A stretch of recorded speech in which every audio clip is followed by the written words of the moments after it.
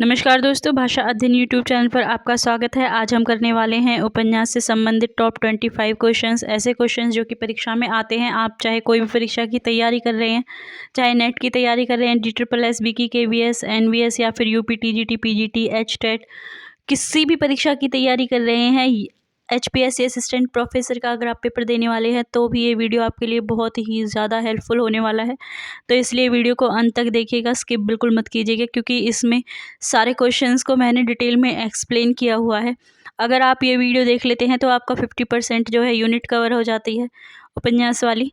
ठीक है, तो चलिए शुरू करते हैं आज की वीडियो। अगर चैनल पर नई है तो चैनल को सब्सक्राइब कर लीजिएगा, बेल बटन ऑन कर लीजिएगा और अपने दोस्तों के साथ शेयर कीजिएगा। और अगर वीडियो अच्छी लगे तो वीडियो को लाइक करना बिल्कुल मत भूलिएगा। पहला प्रश्न देखिए, शीतला माँ के नाराज़ हो जाने के भय से लोग बच्चों को चेचक का टीका तक नहीं लगवाते थे। उपयुक्त प्रसंग निम्नलिखित में से किस उपन्यास में वर्णित है? देवरानी जेठानी की कहानी, रहस्य कथा, परीक्षा गुरु या फिर श्यामा स्वप्न। तो देखिए, शीतला माँ के नाराज़ होने की बात कौन से उपन्यास में कही गई है? देवरानी जेठानी के उपन्यास में कही गई है।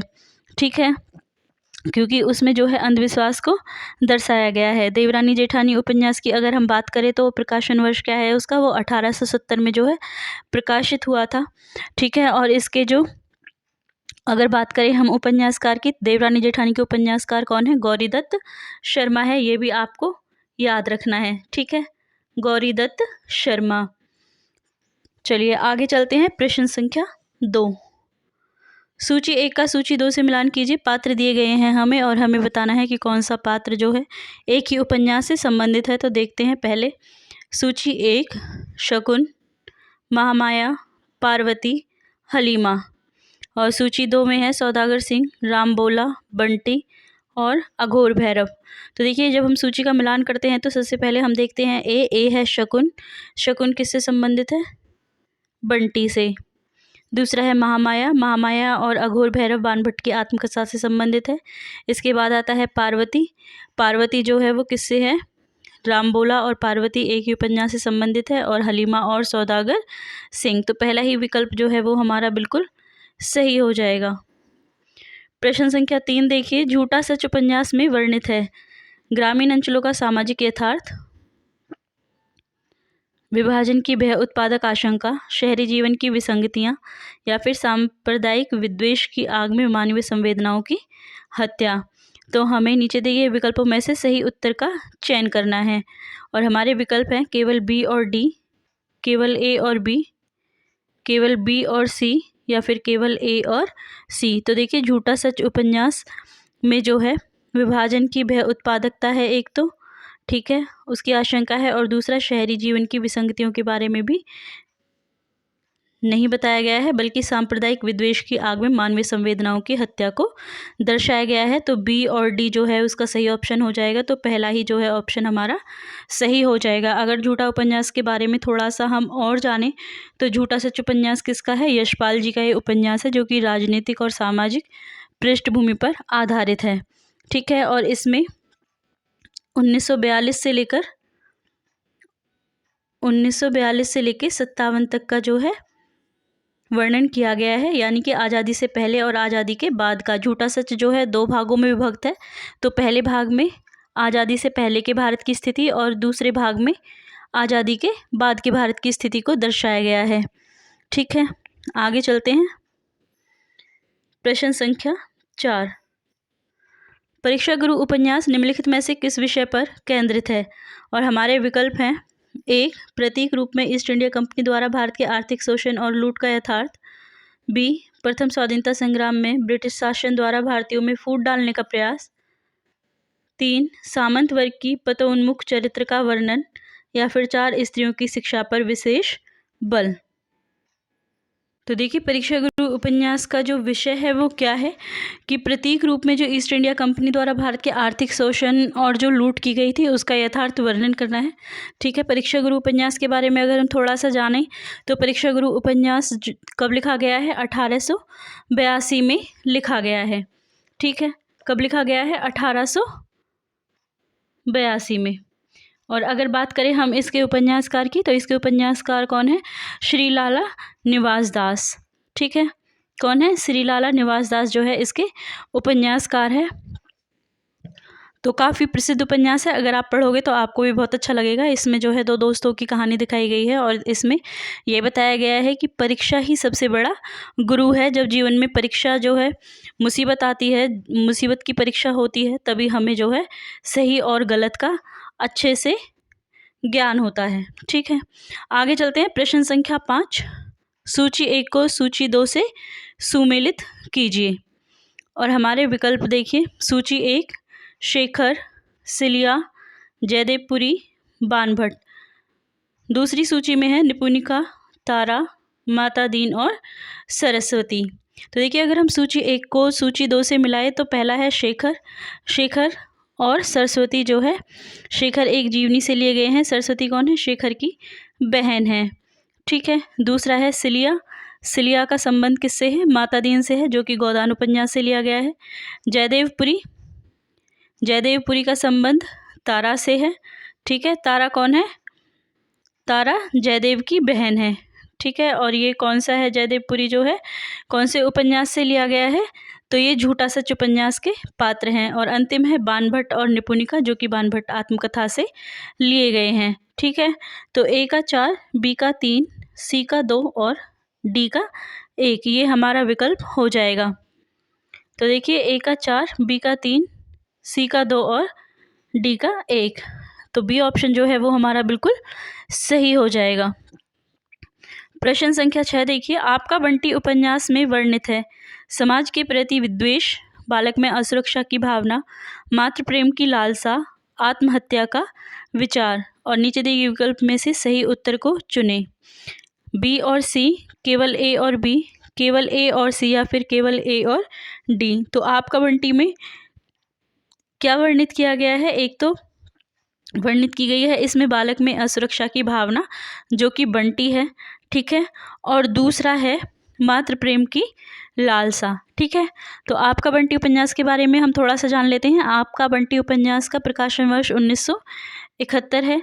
लिखा मनु भंडारी जी ने है और यह है उनका प्रथम जो है स्वतंत्र लेखन का उपन्यास है, जो उन्होंने प्रथम स्वतंत्र लेखन किया था। तो ये आपका बंटी उपन्यास उन्होंने लिखा था 1971 में। ठीक है, इसमें क्या है? इसमें 3 पात्र हैं, बंटी, शकुन, अंजय। मतलब बंटी है जो शकुन और अजय का बेटा है।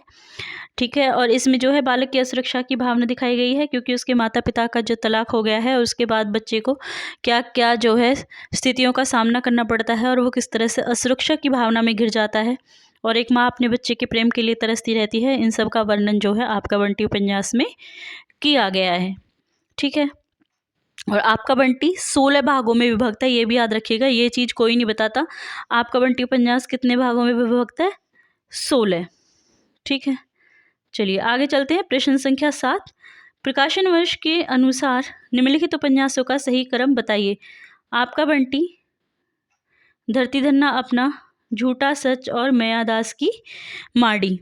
तो देखिए, इसमें सबसे पहले क्या आएगा? इसमें सबसे पहले आएगा झूठा सच। झूठा सच क्यों आएगा? क्योंकि झूठा सच का जो प्रकाशन वर्ष है वो क्या है?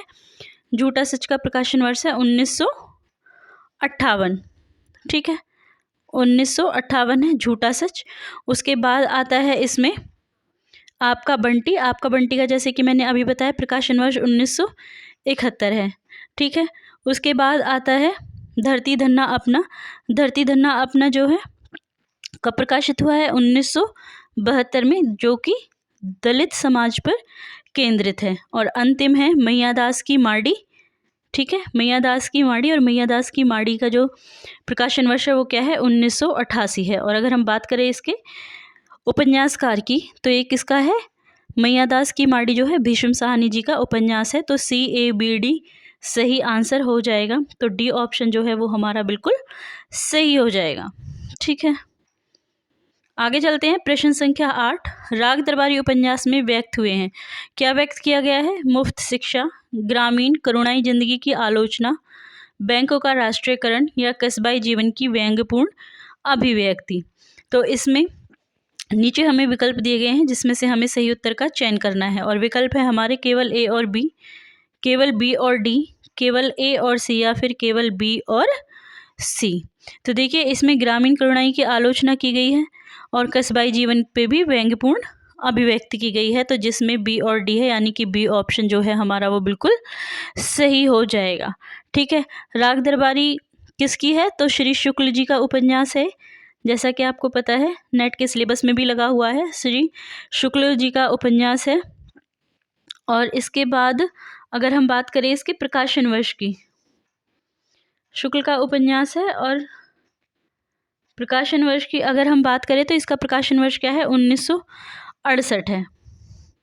क्या प्रकाशन वर्ष है? 1968 इसका प्रकाशन वर्ष है। और अगर इसकी विषय वस्तु की बात करें तो इसमें शिवपालगंज गांव के द्वारा जो देश की स्थिति है उसका वर्णन किया गया है। इनकी स्वतंत्रता के बाद देश का जो हालात थे उसको शिवपालगंज के अनुसार, जो शिवपालगंज है उसके ज़रिए उसको दर्शाया गया है, बताया गया है।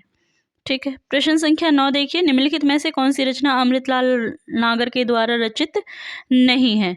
और विकल्प है हमारे बिखरे तिनके, अग्निगर्भा, करवट और अर्ध नारीश्वर। तो देखिए इसमें से बिखरे तिनके, करवट, अग्निगर्भा ये अमृतलाल जी की ही रचनाएं हैं, लेकिन अर्ध नारीश्वर जो है वो अमृतलाल जी की रचना नहीं है, बल्कि किसी की रचना है? विष्णु प्रभाकर की रचना है। ये आपको याद रखना है, किसकी रचना है? विष्णु प्रभाकर की रचना है। और अगर इसके प्रकाशन की बात करें, क्योंकि अर्धनारीश्वर कई बार पूछा जा चुका है, तो इसका प्रकाशन वर्ष 1992 है। ठीक, आगे चलते हैं। प्रश्न संख्या 10, शेखर एक जीवनी उपन्यास की विशेषताएं क्या है? हिंदी का यह प्रथम मनोवैज्ञानिक उपन्यास है। इसका कोई भी पात्र असामान्य मानसिकता से ग्रस्त नहीं है। पिता के प्रति शेखर की मानसिक सामंजस्यपूर्ण है और शेखर एक जन्मना विद्रोही पात्र है। उसके मन में विकास का अध्ययन लेखक का अभिप्रेत है। तो अब हमें नीचे विकल्प दिए गए हैं, ए और बी, बी और सी, बी और डी या फिर ए और डी। तो देखिए अगर हम इसमें बात करें तो इसमें एक तो क्या दिखाया गया है, इसका कोई भी पात्र असामान्य जो है मानसिक रूप से ग्रस्त नहीं है। ठीक है, और एक शेखर एक जन्मना विद्रोही पात्र है जिसके मन में विकास का अध्ययन लेखक का अभिप्रेत है। तो बी और डी जो ऑप्शन है वो हमारे बिल्कुल सही हो जाते हैं, तो विकल्प सी हमारा सही हो जाएगा। ठीक है, शेखर एक जीवनी अज्ञे जी का उपन्यास है, 2 भागों में विभक्त है, जैसा कि आपको पता है। पहला जो भाग है वो 1941 में आया था और जो दूसरा भाग है वो कब आया था? 1944 में आया था। चलिए आगे चलते हैं। प्रश्न संख्या 11, धनी कौन होता है? इसका कोई विचार नहीं करता, वह है जो अपने कौशल से दूसरों को बेवकूफ़ बना सकता है। उपयुक्त संवाद गोदान में किन पात्रों के मध्य हुआ है? और हमारे विकल्प हैं मेहता और मालती, गोविंदी और मेहता, दिग्विजय और मीनाक्षी या फिर मिर्जा खुर्शीद और राय अमरपाल सिंह। तो देखिए धनी कौन होता है, इसका कोई विचार नहीं करता है। किसके बीच हो रही है वार्तालाप? गोविंदी और मेहता के बीच हो रही है।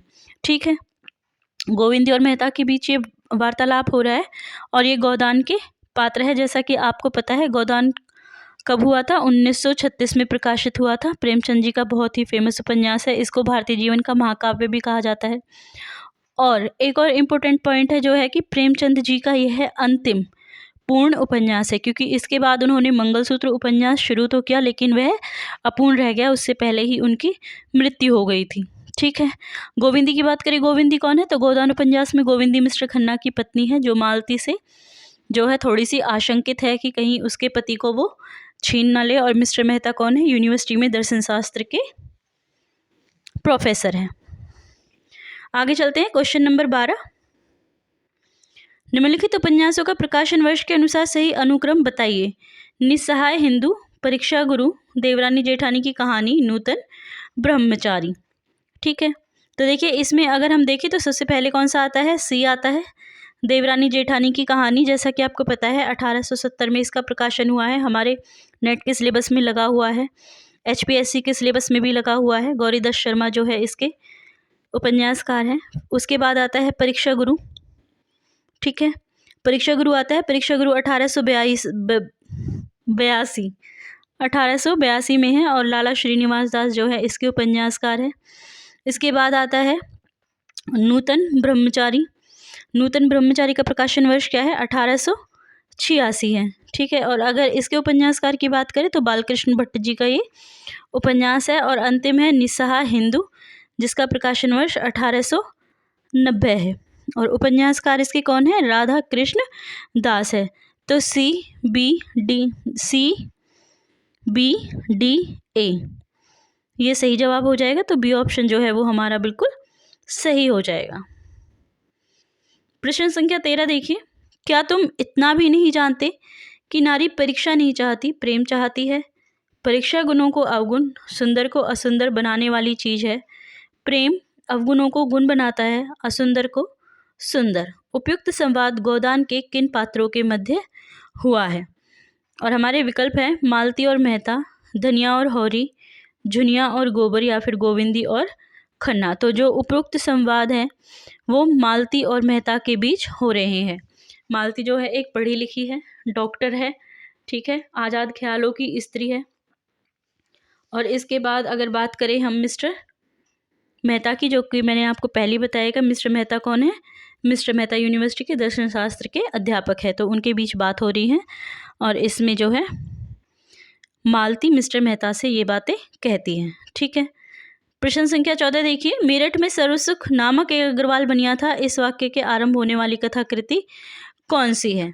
और विकल्प है हमारे वामा शिक्षक, भाग्यवती, निस्सहाय हिंदू, या फिर देवरानी जेठानी की कहानी। तो देखिए मेरठ में सर्वसुख नामक अग्रवाल बनिया था, ये अग्रवाल बनिया की जो सर्वसुख बनिया की कहानी है वो देवरानी जेठानी उपन्यास की कहानी है, ठीक है। सर्वसुख लाल के ही जो बेटे होते हैं उनकी पत्नियों को देवरानी जेठानी कहकर संबोधित किया गया है। तो डी ऑप्शन हमारा बिल्कुल सही हो जाएगा।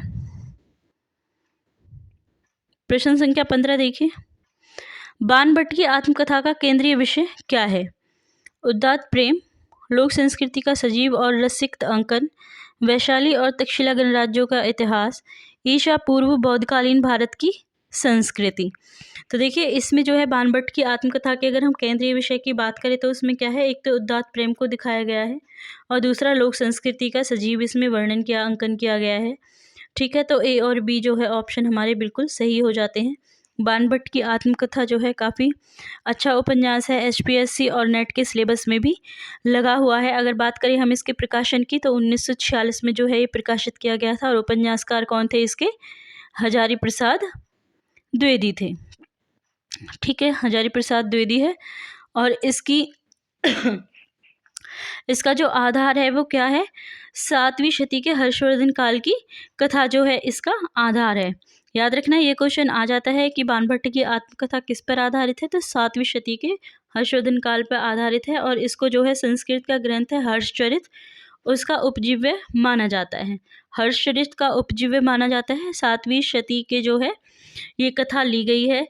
और इसको अगर बात करें कितने भागों में विभक्त है, तो इसके भागों को उच्छ्वास बोला गया है और यह 20 उच्छ्वासों में विभक्त है, ये भी आपको याद रखना है। देखिए मैं जितना हो सके आपको हर उपन्यास के बारे में बताने की कोशिश करती हूँ, लेकिन आप भी जो है चैनल को सब्सक्राइब और वीडियो को लाइक करके मेरा हौसला बढ़ाएं ताकि मैं इसी तरह से आपके लिए मेहनत करूँ। प्रश्न संख्या 16 देखिए, प्रकाशन वर्ष के अनुसार निम्नलिखित उपन्यासों का सही अनुक्रम लिखिए। राग दरबारी, अंधेरे कमरे में, बाणभट्ट की आत्मकथा और मैला आंचल। तो देखिए अगर हम इन्हें सही क्रम में लगाते हैं तो सबसे पहले आता है बाणभट्ट की आत्मकथा। बाणभट्ट की आत्मकथा का क्या है, अभी मैंने आपको बताया था 1946 में जो है ये लिखा गया है। दूसरा है मैला आंचल। मैला आंचल के अगर हम प्रकाशन वर्ष की बात करें तो 1954 में है, ठीक है। इसको फणीश्वरनाथ रेणु जी ने लिखा है, यह एक आंचलिक उपन्यास भी है।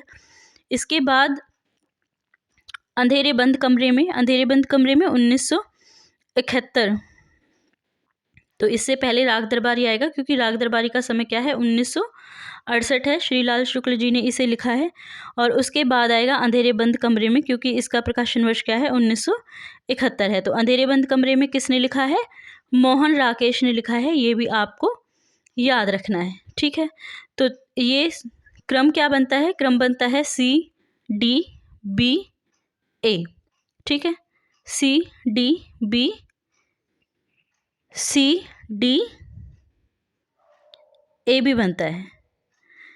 तो ये है CD, ठीक है, हाँ जी, तो इसमें जो है CDAB बनेगा, ये BA नहीं बनेगा, ये मिसप्रिंट हो गया है, आप इसे ठीक कर लीजिएगा।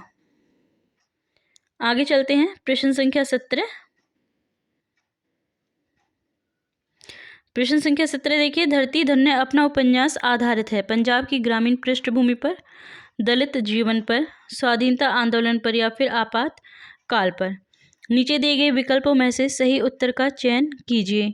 और विकल्प है हमारे केवल A और C, केवल B और D, केवल A और B या फिर केवल B और C। तो धरती धन्ना अपना में क्या दिखाया गया है, एक तो पंजाब का ग्रामीण पृष्ठभूमि दिखाई गई है और दूसरा यह है दलित जीवन पर भी आधारित है। तो A और B जो है ये बिल्कुल सही हो जाएगा, क्योंकि धरती धन्ना अपना जो उपन्यास है वो दलित जीवन पर आधारित है।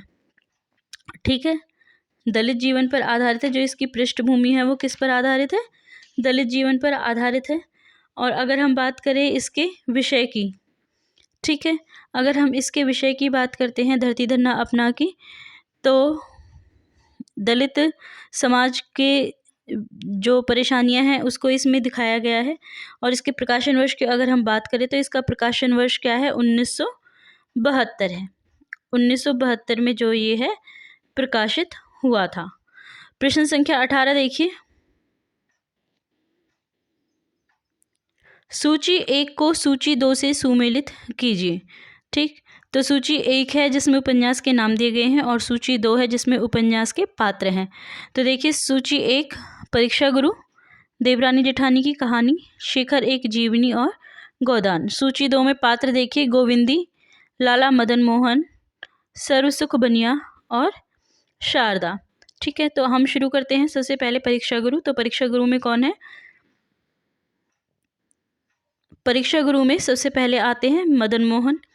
ठीक है, क्योंकि मदन मोहन कौन होते हैं, मदन मोहन जो होता है वो ब्रिटिश जो पैसे वेस्ट करते हैं ना उनके ऊपर होता है। ब्रिज किशोर जो होते हैं वो कौन होते हैं, जो उन्हें बचाते हैं। ठीक है, दूसरा है देवरानी जेठानी की कहानी। देवरानी जेठानी की कहानी किससे संबंधित है, तो सर्वसुख बनिया से संबंधित है, क्योंकि उसके बेटे की जो बहुएं हैं उन्हें ही देवरानी जेठानी कहकर संबोधित किया गया है। उसके बाद आता है शेखर एक जीवनी। शेखर एक जीवनी से संबंधित कौन है, शारदा। ठीक है, शेखर एक जीवनी से संबंधित है शारदा। और इसके बाद आता है गोदान। गोदान से संबंधित है गोविंदी। ठीक है, तो ये हो जाता है हमारा क्रम, A का 2, B का 3, C का 4 और D का 1। तो पहला ही विकल्प जो है वो हमारा बिल्कुल सही हो जाता है। आगे देखिए, प्रश्न संख्या 19, मानस का हंस उपन्यास में वर्णित है राम और काम का द्वंद्व, पत्नी के प्रति अतिशय आसक्ति, संसारिकता के प्रति पुनः आसक्ति, काशी की वैश्या के प्रति तुलसी का सफल प्रेम। और हमें नीचे विकल्प दिए गए हैं जिसमें हमें सही उत्तर का चयन करना है। विकल्प है हमारे केवल A और C, केवल B और D, केवल A और B या फिर केवल A और D। तो देखिए, इसमें राम और काम में द्वंद्व दिखाया गया है। ठीक है, और पत्नी के प्रति जो है तुलसीदास की बहुत ज़्यादा अतिशय आसक्ति को वर्णित किया गया है। तो A और B जो है इसके उपन्यास में वर्णित है। मानस का हंस, जैसा कि आपको पता है मानस का हंस उपन्यास जो है वो तुलसीदास जी के जीवन पर आधारित है। ठीक है, और इसको लिखा किसने है, अमृतलाल नागर जी ने इसको लिखा है। अगर इसके प्रकाशन वर्ष की बात करें तो 1972 में जो है इसका प्रकाशन हुआ है। ठीक है, ये आपको याद रखना है, यह तुलसी जी के जीवन पर आधारित है, अमृतलाल नागर जी द्वारा लिखा गया उपन्यास मानस का हंस। आगे चलते हैं, प्रश्न संख्या 20, हिंदी साहित्यकारों के जीवन पर आधारित उपन्यास बताइए। और हमारा विकल्प है महासमर, बाणभट्ट की आत्मकथा, मानस का हंस या खंजन नयन।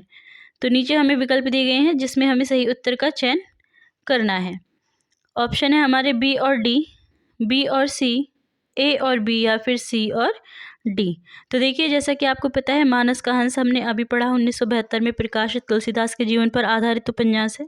दूसरा है खंजन नयन। खंजन नयन जो है सूरदास जी के जीवन पर आधारित उपन्यास है और इसको भी अमृतलाल नागर जी ने ही लिखा है। लेकिन अगर खंजन नयन के जो प्रकाशन वर्ष की बात की जाए तो वह 1981 में है और मानस का हंस 1972 में प्रकाशित हुआ है। दोनों के उपन्यासकार अमृतलाल नागर जी ही हैं। ठीक है, आगे चलते हैं। प्रश्न संख्या 11। तमस उपन्यास में वर्णित है ए प्रथम स्वतंत्रता संग्राम, बी विभाजन की पृष्ठभूमि, सी सांप्रदायिक विद्वेष या फिर डी अंग्रेजी की दयनीय स्थिति। और नीचे दिए गए विकल्पों में सही उत्तर का चयन कीजिए। केवल ए और बी, केवल ए और सी, केवल बी और डी या फिर केवल बी और सी। तो देखिए, तमस उपन्यास में विभाजन की पृष्ठभूमि को दिखाया गया है और इसमें सांप्रदायिक विद्वेष को भी दिखाया गया है। तो जिसमें बी और सी आता है वो सही है, यानी कि डी ऑप्शन हमारा सही हो जाता है। तमस उपन्यास जो है वो किसने लिखा है? तो तमस उपन्यास हमारा भीष्म साहनी जी ने लिखा है। ठीक है, और अगर इसके प्रकाशन वर्ष की बात करें तो इसका प्रकाशन वर्ष कब है? 1973 है। तमस का प्रकाशन वर्ष क्या है? 1973 है। इसमें 5 दिन की जो है कहानी का वर्णन किया गया है। 5 दिन की कहानी इसमें बताई गई है जो कि 1947 के समय की कहानी है। विभाजन के समय पर जो हुआ था उसको इसमें वर्णित किया गया है। लाहौर के आसपास की कहानी इसके वर्णन का विषय है, या फिर कह लीजिए कि केंद्रीय कथावस्तु का विषय है, जो है क्या है? लाहौर के आसपास की जगह। और 5 दिन की ये टोटल कहानी है। आगे है प्रश्न संख्या 22। प्रकाशन वर्ष के अनुसार कृष्ण सोबती के उपन्यासों का सही अनुक्रम क्या है? और हमारे विकल्प हैं समय सरगम, जिंदगी नामा, सूरजमुखी अंधेरे के और दिलो दानिश। ठीक है, तो इसमें सबसे पहले क्या आएगा? सूरजमुखी अंधेरे के। ठीक है, सबसे पहले सूरजमुखी अंधेरे के आएगा, क्योंकि सूरजमुखी अंधेरे के का समय क्या है? प्रकाशन वर्ष क्या है? तो 1972 है। ठीक है, उसके बाद जब आता है तो आता है जिंदगी नामा। जिंदगी नामा का प्रकाशन वर्ष क्या है? 1979 है। ठीक, उसके बाद आता है दिलो दानिश। दिलो दानिश का समय क्या है? दिलो दानिश का समय 1993 है। और अंतिम आता है समय सरगम। समय सरगम का समय 2000 ईस्वी है। ठीक है, 2000 ईस्वी है। तो सी, बी, डी, ए हमारा सही जवाब हो जाएगा। पहला ही ऑप्शन जो है सी, बी, डी, ए सही हो जाता है। ठीक है, आगे चलते हैं। प्रश्न संख्या 23। सूची 1 को सूची 2 से सुमेलित कीजिए। सूची 1 में स्थान का नाम है और सूची 2 जो है उपन्यास है जिसमें उस स्थान के बारे में बताया गया है। तो पहला है पंजाब, बी पूर्णिया, सी शिवपालगंज, डी गंगौली। और उपन्यास के नाम है आधा गांव, 2 राग दरबारी, 3 मैला आंचल, 4 जिंदगी नामा। ठीक है, तो देखिए इसमें जो है पंजाब का वर्णन किस में किया गया है? जिंदगी नामा में किया गया है। पूर्णिया जिले का वर्णन मैला आंचल में होता है। ठीक है, शिवपालगंज का वर्णन राग दरबारी में किया गया है और गंगौली का जो है आधा गांव में किया गया है। तो अगर हम बात करें इसके, अगर हम बनाते हैं इसका जो, तो इसका बनता है ए का 4, बी का 3। ठीक है, ए का 4, बी का 3, सी का 2 और डी का 1। तो डी ऑप्शन जो है वो हमारा बिल्कुल सही हो जाता है। प्रश्न संख्या 24 देखिए। परीक्षा गुरु उपन्यास में अध्याय या परिच्छेद के स्थान पर किस शब्द का प्रयोग किया गया है? अनुच्छेद, प्रकरण, सर्ग या फिर काल। तो परीक्षा गुरु उपन्यास में जो है प्रकरण शब्द का प्रयोग किया गया है। परीक्षा गुरु उपन्यास में कितने प्रकरण हैं? 41 प्रकरण हैं। आपको उनके जो है क्रम से नाम याद होने चाहिए। अगर आपने मेरा वीडियो देखा हो परीक्षा गुरु पर, तो मैंने 41 के 41 प्रकरणों के जो है नाम कराए हैं। आप चैनल पर जाकर उसे देख सकते हैं। ठीक है, तो इसमें प्रकरण शब्द पहली बार इस्तेमाल किया गया था परीक्षा गुरु उपन्यास में। तो बी ऑप्शन जो है वो हमारा बिल्कुल सही हो जाएगा। और अंतिम प्रश्न देखिए। यह एक ऐसा इतिहास है जो लोकमानस की भागीरथी के साथ बहता, पनपता और फैलता है और जन सामान्य के सांस्कृतिक पुख्तापन में जिंदा रहता है। उपयुक्त वक्तव्य में से किस उपन्यास के आरंभ में रचनाकार के द्वारा लिखा गया है? और हमारे विकल्प हैं जिंदगी नामा, समय सरगम, दिलो दानिश और मित्रों मरजानी। तो इसका सही जवाब होगा आपका जिंदगी नामा। ठीक है, ये जिंदगी नामा उपन्यास से लिया गया है। जैसा कि आपको पता है जिंदगी नामा उपन्यास किसने लिखा है? कृष्णा सोबती जी ने लिखा है। 1979 में जो है इसका प्रकाशन वर्ष है। तो ऑप्शन ए जो है वो हमारा बिल्कुल सही हो जाएगा। तो ये थे उपन्यास के टॉप 25 क्वेश्चंस। आई होप आपको वीडियो अच्छी लगी हो। वीडियो अच्छी लगी तो वीडियो को लाइक जरूर कर दीजिए। चैनल पर नए हैं तो चैनल को सब्सक्राइब करना मत भूलिए। अपने दोस्तों के साथ भी शेयर कीजिएगा ताकि हमें जो है और ज़्यादा मोटिवेशन मिले ऐसे वीडियोस बनाने का। Don't forget to subscribe, like and don't forget to share.